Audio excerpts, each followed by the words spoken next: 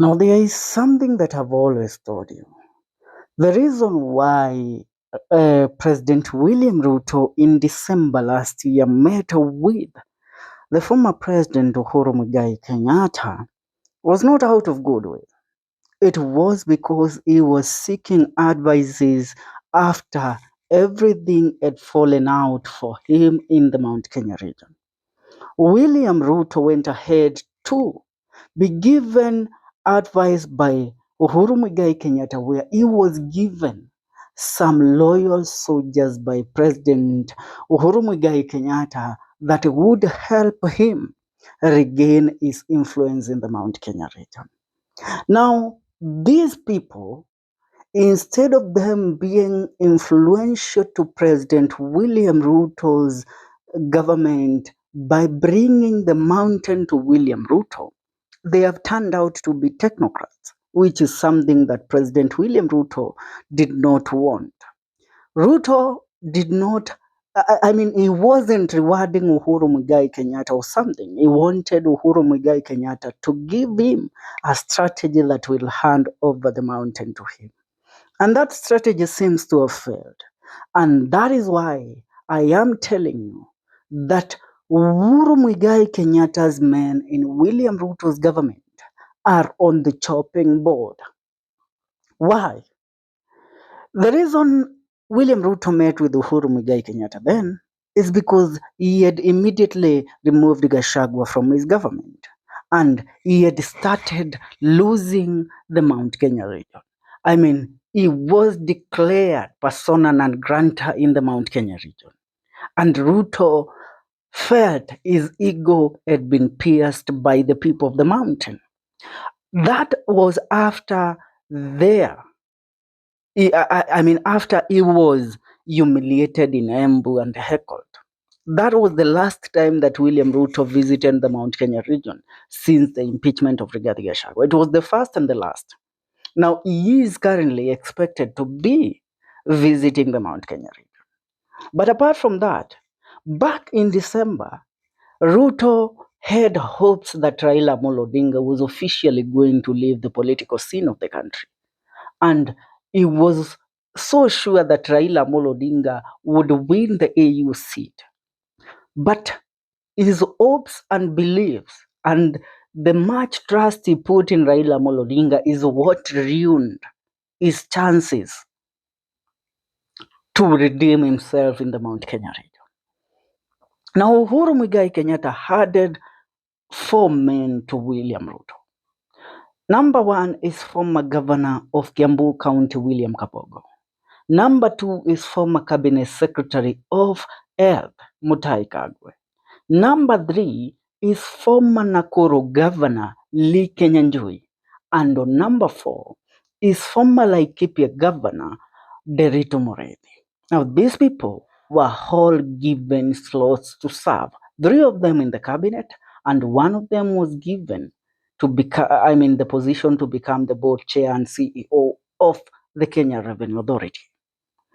But they have not in any way influenced the government of President William Ruto getting the relevant appreciation in the Mount Kenya region. And that is why the first man that William Ruto is going to put on the chopping board while handing over Raila Odinga the cabinet slot, they will be the first. Honorable Raila Odinga, as of today, we all know that he has been handed over 7 PS slots. Now, there are remaining other 8 that Raila Odinga should be given in this government according to their MOU, which was in regards to the broad-based government. So the second bunch of PSs, Raila Odinga will have 8 of them. But leaving the PSs aside, come to the cabinet secretaries. Raila Odinga has 4 cabinet secretaries, or let's say 5, due to the Turkana one, that is the one for EAC. But that one we don't refer to her so much. We always count Opiyo Wandayi, Wycliffe Oparanya, Ali Hassan Joho, and John Mbadi. Now, Raila has asked for either 5 to 7 cabinet secretary slots. And these cabinet secretary slots you will find them if those that are still holding cabinet slots in this government are removed. Uhuru Muigai Kenyatta, when he gave his man to William Ruto, and they agreed that he was going to stay silent and would not oppose the government, he made a mistake. Where in one of his cousin's burial, he went ahead to tell the Gen Zs to attack the government and reclaim what is theirs. That was a mistake. And now, the people that he gave to William Ruto to help William Ruto are not doing what they were supposed to do. Let me ask, have you seen how John Mbadi has been protecting this government with everything he got? Have you seen how Opiyo Wandayi is protecting the government of William Ruto?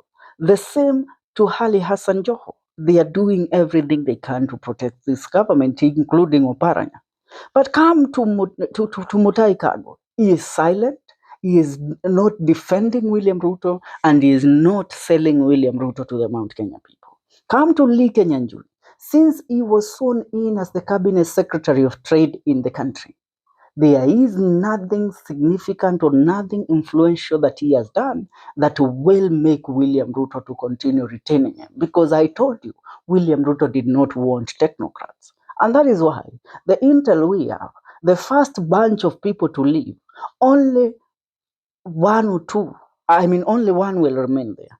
And that is either Kabogo. Because Kabogo, he has been trying. He can still retain his position as the ICT cabinet secretary. But also Raila Amolo Odinga wants that slot. The docket of trade, which is held by Kinyanjui, will definitely be taken away from him. William Ruto is a very confused man. He saw in these cabinet secretaries about 3 or 4 months ago. But I tell you, without fear of contradiction, that they are going to see the door. Kinyanjui is not in any way influencing the positivity of President William Ruto's government around the Mount Kenya region.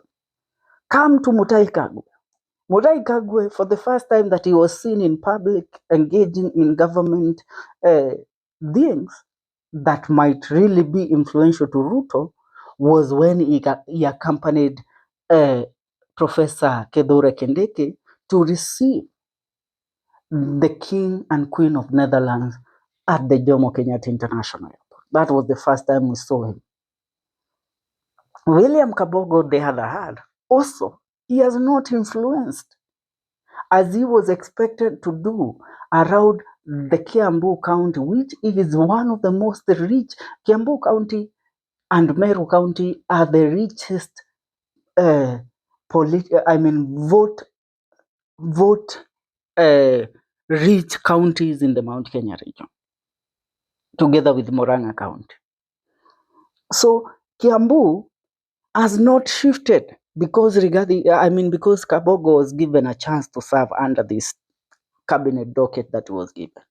So what need is President William Ruto having Kabogo work for him? Yet Raila anamwambia bwana, I need to put my people here. You said we are working on an MOU, and my memorandum of understanding says that I need 7 slots for the cabinet secretaries. So I need the ICT, I need the trade docket, I need the agriculture docket that is held by Mutahi Kagwe.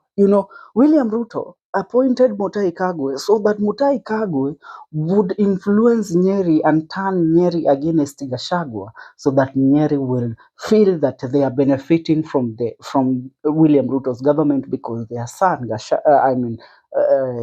Mutahi Kagwe, has been absorbed in this government. But that is not what is happening. Now, these people are the first one that have been put on the chopping block. The other person is the cabinet secretary of uh, tourism, Rebecca Miano. She said that she will be facing the door. Apart from her, I have also heard there is a possibility that Alice Wahome is going out because Raila Odinga want to oversee those key strategic dockets. He believes that in a way he can make the government work. He believes that if he runs this docket, there is a way that he can control this government and the economy work for the betterment of this country and even for the betterment of himself. So, one thing right now that you must understand, if there is a Mr. Yes Sir to Raila Amolo Odinga, is William Ruto. There is nothing that William Ruto is going to argue. You think he is going to defend Uhuru's men? No. What are they doing? What have they delivered? There is a possibility that Kabogo might go, Kinyanjui might go, but MUTAHI Kagwe might be removed from the docket of agriculture and be moved to the docket of health, because one person that we are clearly sure that she is going is the current cabinet secretary of health, that is Deborah Molongo. So for Uhuru's influence in this government is going to be quashed because his men, they were supposed to be politicians, but they turned out to be civil servants. He chose politicians. He didn't choose civil servants. He didn't choose technocrats.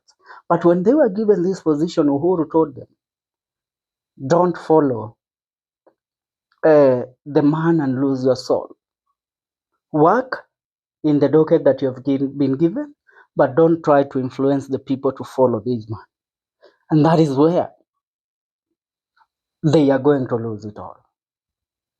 Yeah, I think you are all seeing what is happening. The PSs that have been placed in these different dockets, they are very strategic.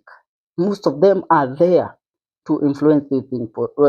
To make sure that those at the top who are from the mountain are out of the way. Another person is Julius Ogamba, the CS of Education. That docket will actually be given to Raila Amolo Odinga. Subscribe.